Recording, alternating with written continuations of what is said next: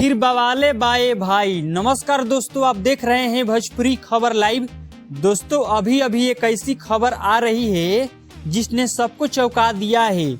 जैसा कि आप थंबनेल पर देख रहे हैं दोस्तों, खेसारी लाल यादव का नए गाने का पोस्टर आ गया है जिसका नाम है राजा हमरा से।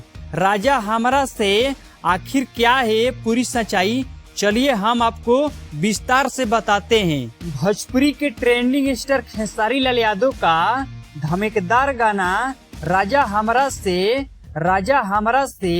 दोस्तों, यह जो गाना है बवाल मचाने वाला है।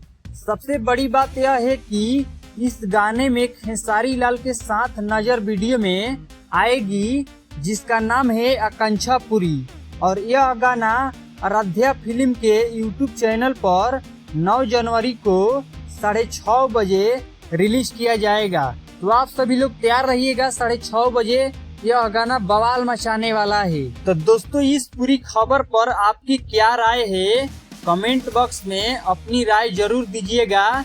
ऐसी ही ताजा खबरों के लिए हमारी चैनल भोजपुरी खबर लाइव को सब्सक्राइब करें और घंटी वाला बटन जरूर दबाएं।